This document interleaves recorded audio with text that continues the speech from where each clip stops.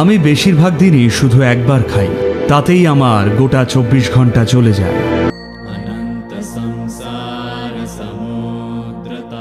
আমায় একটু ব্যাখ্যা করে বলতে পারবেন কেন ভারতে এত মানুষ নিরামিষাশী আর আমাদের রোজকার জীবনযাপনে খাবার আর ফলের গুরুত্ব ঠিক কতটা বা কি রকম?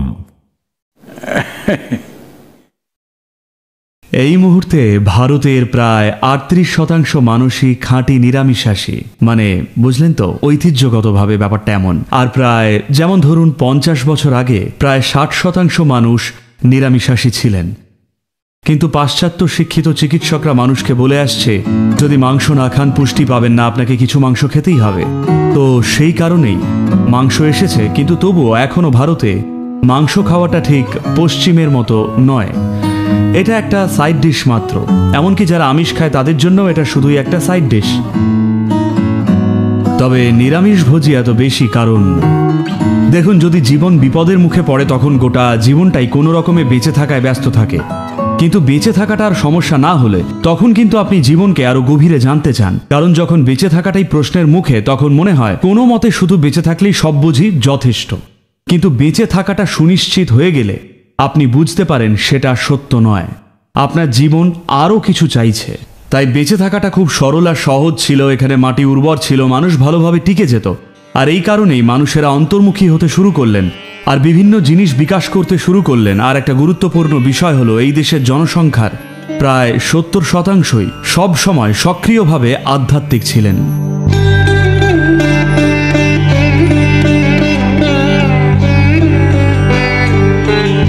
অন্তর্মুখী হওয়া জীবনের একটা গুরুত্বপূর্ণ অঙ্গ ছিল।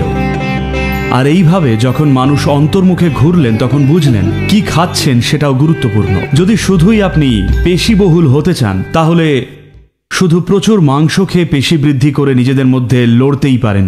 কিন্তু যদি জীবনের প্রতি কিভাবে সংবেদনশীল হওয়া যায়, কিভাবে অনুভূতিপ্রবণ হওয়া যায়, কিভাবে সাধারণ উপলব্ধি আর ক্ষমতার বাইরে গিয়েও নতুন কিছু উপলব্ধি করা যায় তার উপায় খোঁজেন, সেক্ষেত্রে আপনি শরীরে কি ঢোকাচ্ছেন তা অত্যন্ত গুরুত্বপূর্ণ। এখন কি খেলে তা শরীরের মধ্যে দিয়ে সবচেয়ে অনায়াসে, সবচেয়ে কম পরিশ্রম করে বেরিয়ে যেতে পারে, ব্যাপারটা বোঝাতে বরং এইভাবে বলি, ধরুন আপনি কাঁচা মাংস খেলেন। ধরুন একজন মানুষ কাঁচা মাংস খেল। এখন মাংসাশী প্রাণীদের পরিপাকতন্ত্রে পরিপাক নালীটার যে দৈর্ঘ্য তা তার দেহের দৈর্ঘ্যের চেয়ে প্রায় 3 গুণ বেশি হয়। আর সমস্ত উদ্ভিদভোজীদের পরিপাক নালীর দৈর্ঘ্য শরীরের দৈর্ঘ্যের 5 থেকে 6 গুণ বড় হয়। অর্থাৎ একটা মানুষের পরিপাক নালী প্রায় 24 থেকে 28 বা 30 ফুট মতো লম্বা হয়, যা আমাদের দেহের দৈর্ঘ্যের প্রায় 5 থেকে 6 গুণ বেশি। এই জাতীয় পাচনতন্ত্রে আপনি মাংস ঢোকালে পরিপাক নালী দিয়ে তা খুব ধীরে ধীরে এগোয়। কাঁচা মাংস সিস্টেমের মধ্যে দিয়ে যেতে প্রায় 70 থেকে 72 ঘন্টা সময় নিতে পারে। আপনি রান্না করা মাংস খেলে আমাদের সিস্টেমের মধ্যে দিয়ে যেতে 50 থেকে 52 ঘন্টা লাগে।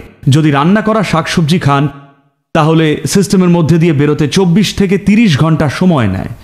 যদি কাঁচা শাকসবজি খান সেটা সিস্টেমের মধ্যে দিয়ে বেরোতে 12 থেকে 15 ঘন্টা সময় নেবে। আপনি ফল খেলে সেটা সিস্টেমের মধ্যে দিয়ে যেতে 1.5 থেকে 3 ঘন্টা সময় নেয়। তো আমরা বুঝতে শুরু করলাম কি ধরনের খাবার খেলে তা শরীরে সবচেয়ে কম বর্জ্য পদার্থ ও দূষিত বস্তু অবশিষ্টাংশ হিসেবে রেখে সিস্টেমের মধ্যে দিয়ে খুব দ্রুত বেরিয়ে যায়। কারণ যোগে এটা একটা গুরুত্বপূর্ণ বিষয়। আমরা সবাই এখনও এটা মেনে চলি, আমরা কিছু খেলে 2.5 ঘন্টার মধ্যেই যেন আবার খিদে পেয়ে যায়, যেন পেট খালি হয়ে যায়। কিন্তু আমরা খাই না, পেট খালি কিন্তু আমরা এনার্জেটিক, তাই আমরা খাই না। তো সাধারণত এইখানে যোগ সেন্টারে প্রত্যেকে শুধু 2 বারই খায়, সকাল 10টায় একবার আর সন্ধ্যে 7টায় আরেকবার, ব্যাস। আমি বেশিরভাগ দিন শুধু একবারই খাই। কোথাও ভ্রমণে গেলে বা বাইরে থাকলে হয়তো অন্য কিছু খেলাম, না হলে সাধারণত বাড়িতে থাকলে শুধু একবারই খাই। সেটা কি সকালে নাকি সন্ধ্যায়? আমি একটু কৌতূহলী। সাধারণত আমি বিকেলে 4:30-5টা নাগাদ খাই। এতে আমার সারাদিন মানে গোটা 24 ঘন্টাই চলে যায়। এটা কোনো নিয়ম নয়, শুধুই দেহের প্রয়োজনটা বোঝা। যেমন ধরুন কোনোদিন হয়তো প্রচুর শারীরিক পরিশ্রম হলো, তখন হয়তো আপনি জলখাবার বা ফল বা ওই রকম কিছু খেলেন। খাবার নিয়ে কোনো দর্শন বা ধর্মীয় প্রক্রিয়া তৈরি করা উচিত নয়।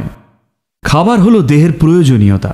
যদি আমরা শরীরকে দেখি, কি ধরনের খাবারে শরীর সবচেয়ে বেশি খুশি, সবচেয়ে বেশি স্বচ্ছন্দে থাকে, আপনি স্বাভাবিকভাবেই লক্ষ্য করবেন নিরামিষ বা উদ্ভিদ ভিত্তিক খাবার খেলেই শরীর সবচেয়ে বেশি আরামে আর স্বচ্ছন্দে রয়েছে।